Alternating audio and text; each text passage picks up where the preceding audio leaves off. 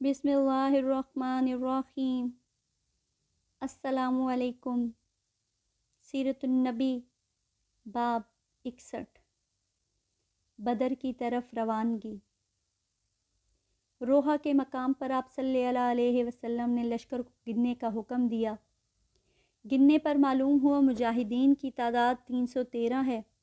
आप सल्लल्लाहु अलैहि वसल्लम ये सुनकर खुश हुए और फरमाया, ये वही तादाद है जो तालूत के साथियों की थी, जो इनके साथ नहर तक पहुँचे थे। तालूत बनी इसराइल के एक नेक मुजाहिद बादशाह थे। उनकी क़यादत में 313 मुसलमानों ने जालूत नामी काफिर बादशाह की फ़ौज को शिकस्त दी थी। लश्कर में घोड़ों की तादाद सिर्फ 5 थी। ऊँट 70 के करीब थे, इसलिए एक एक ऊँट 3-3 या 4-4 आदमियों के हिस्से में दिया गया। आप सल्लल्लाहु अलैहि वसल्लम के हिस्से में जो ऊँट आया, इसमें 2 और साथी भी शरीक थे। आप सल्लल्लाहु अलैहि वसल्लम भी उस ऊँट पर अपनी बारी के हिसाब से सवार होते और साथियों की बारी पर उन्हें सवार होने का हुक्म फरमाते। अगरचे वो अपनी बारी भी आप सल्लल्लाहु अलैहि वसल्लम को देने की ख्वाहिश जाहिर करते। वो कहते, ए अल्लाह के रसूल, आप सवार रहें, हम पैदल चल लेंगे। जवाब में आप सल्लल्लाहु अलैहि वसल्लम फरमाते, तुम दोनों पैदल चलने में मुझसे ज़्यादा मजबूत नहीं हो और ना मैं तुम्हारे मुकाबले में उसकी रहमत से बेनियाज हूँ, यानी मैं भी तुम दोनों की तरह अज्र का ख्वाहिशमंद हूँ। रोहा के मकाम पर एक ऊँट थक गया। आप सल्लल्लाहु अलैहि वसल्लम पास से गुज़रे तो पता चला ऊँट थक कर बैठ गया है और उठ नहीं रहा। आप सल्लल्लाहु अलैहि वसल्लम ने कुछ पानी पी लिया।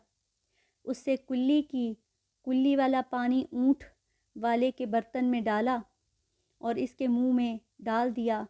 ऊँट फ़ौरन उठ खड़ा हुआ और फिर इस कदर तेज़ चला कि लश्कर के साथ जा मिला। इस पर थकावट का कोई आसार बाकी ना रहे। उस ग़ज़वे के मौका पर हुज़ूर नबी करीम सल्लल्लाहु अलैहि वसल्लम ने हज़रत उस्मान को वो मदीना मुनव्वरा ही में ठहरने का हुक्म फरमाया। वजह इसकी ये थी कि इनकी ज़ौजा मोहतरमा और आप सल्लल्लाहु अलैहि वसल्लम की बेटी सैयदा रुक़ैया बीमार थीं। आप सल्लल्लाहु अलैहि वसल्लम ने हज़रत उस्मान से फ़रमाया, तुम्हें यहाँ ठहरने का भी अजर मिलेगा और जहाद करने का भी अजर मिलेगा। इस मौके पर आप सल्लल्लाहु अलैहि वसल्लम ने मदीना मुनव्वरा में हज़रत अबू लबाबा को अपना कायम मकाम बनाया। तलहा बिन उबैद और सैयद बिन ज़ैद को जासूसी की ज़िम्मेदारी सौंपी ताकि ये दोनों लश्कर से आगे जाकर कुरैश के तिजारती काफ़िले की ख़बर लाएं। नबी करीम सल्लल्लाहु अलैहि वसल्लम ने उन्हें मदीना मुनव्वरा से ही रवाना फरमा दिया था। रोहा के मकाम पर इस्लामी लश्कर आगे रवाना हुआ। अर्के तबिया के मकाम पर एक देहाती मिला। उससे दुश्मन के बारे में कुछ मालूम न हो सका। अब लश्कर फिर आगे बढ़ा। इस तरह इस्लामी लश्कर ज़ाफ़रान की वादी तक पहुँच गया। इस जगह आप सल्लल्लाहु अलैहि वसल्लम को इत्तला मिली कि कुरैश मक्का एक लश्कर लेकर अपने काफ़िले को बचाने के लिए मक्का से कूच कर चुके हैं।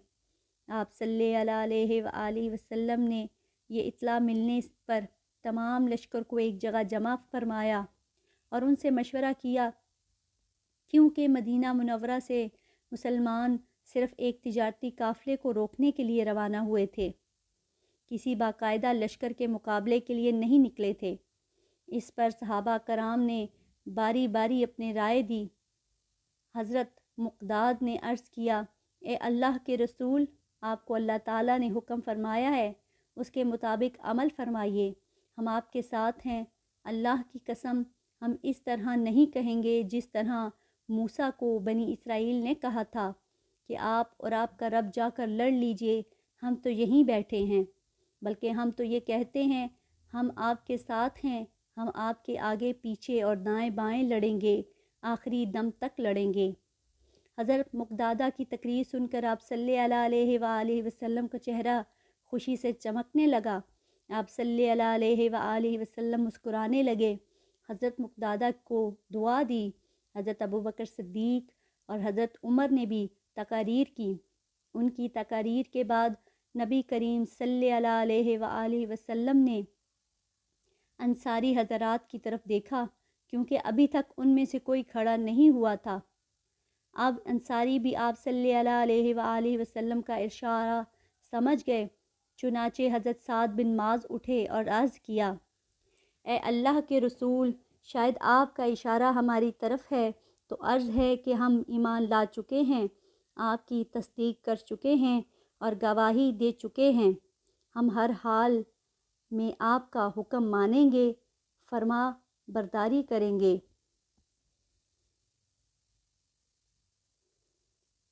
ان کی تقریر سن کر آپ صلی اللہ علیہ وآلہ وسلم کے چہرے پر خوشی کے آثار ظاہر ہوئے، چنانچہ آپ صلی اللہ علیہ وآلہ وسلم نے فرمایا، اب اٹھو، کوچ کرو، تمہارے لیے خوشخبری ہے، اللہ تعالیٰ نے مجھ سے وعدہ فرمایا ہے کہ ہمیں فتح دے گا۔ زعفران کی وادی سے روانہ ہو کر آپ صلی اللہ علیہ وآلہ وسلم بدر کے مقام پر پہنچے۔ اس وقت تک قریشی لشکر بھی بدر کے قریب پہنچ چکا تھا۔ آپ صلی اللہ علیہ وآلہ وسلم نے حضرت علی کو قریش کے لشکر کی خبریں معلوم کرنے کے لیے بھیجا۔ انہیں 2 ماہ شکی پانی بھرنے والے ملے۔ وہ قریشی لشکر کے ماشکی تھے۔ ان دونوں سے لشکر کے بارے میں کافی معلومات حاصل ہوئیں۔ انہوں نے لشکر میں شامل بڑے بڑے سرداروں کے نام بھی بتا دیے۔ اس پر حضور نبی کریم صلی اللہ علیہ وآلہ وسلم نے اپنے صحابہ سے فرمایا، مکہ نے اپنا دل اور جگر نکال کر تمہارے مقابلے کے لیے بھیجے ہیں، یعنی اپنے تمام معزز اور بڑے بڑے لوگ بھیج دیے ہیں۔ اس دوران ابو سفیان قافلے کا راستہ بدل چکے تھے اور اس طرح ان کا قافلہ بچ گیا، جبکہ اس قافلے کو بچانے کے لیے جو لشکر آیا تھا اس سے اسلامی لشکر کا آمنا سامنا ہو گیا۔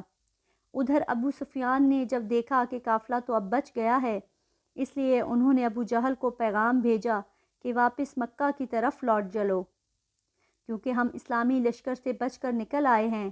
لیکن ابو جہل نے واپس جانے سے انکار کر دیا۔ قریشی لشکر نے بدر کے مقام پر اس جگہ پڑاؤ ڈالا جس جگہ پانی نزدیک تھا۔ دوسری طرف اسلامی لشکر نے جس جگہ ہٹاؤ ڈالا، پانی وہاں سے فاصلے پر تھا۔ اس سے مسلمانوں کو پریشانی ہوئی۔ تب اللہ تعالیٰ نے وہاں بارش برسا دی اور ان کی پانی کی تکلیف رفع ہو گئی، جبکہ اسی بارش کی وجہ سے کافر پریشان ہوئے، وہ اپنے پڑاؤ سے نکلنے کے قابل نہ رہے۔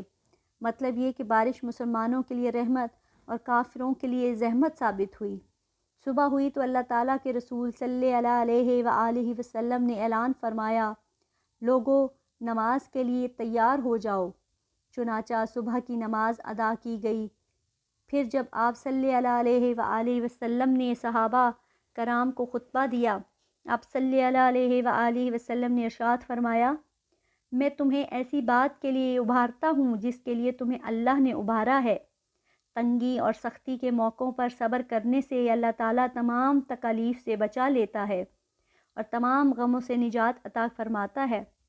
اب آپ صلی اللہ علیہ وآلہ وسلم لشکر کو لے کر آگے بڑھے اور قریش سے پہلے پانی کے قریب پہنچ گئے۔ مقام بدر پر پانی کا چشمہ تھا۔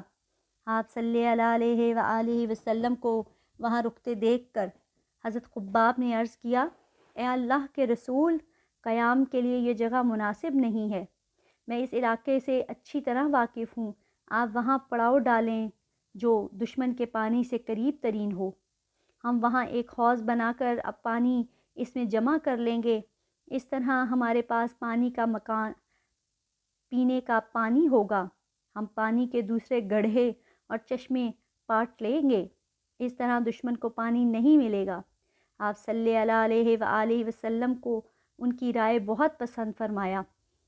ایک روایت کے مطابق اسی وقت حضرت جبرائیل علیہ السلام اللہ تعالیٰ کا پیغام لائے اور بتایا کہ حضرت خباب کی رائے بہت عمدہ ہے۔ اس رائے کے بعد آپ صلی اللہ علیہ وآلہ وسلم لشکر کو لے کر آگے بڑھے اور اس چشمے پر آ گئے جو اس جگہ سے قریب ترین تھا جہاں قریش نے پڑاؤ ڈالا تھا۔ مسلمانوں نے یہاں قیام کیا اور آپ صلی اللہ علیہ وآلہ وسلم نے انہیں دوسرے گڑھے بھرنے کا حکم دیا۔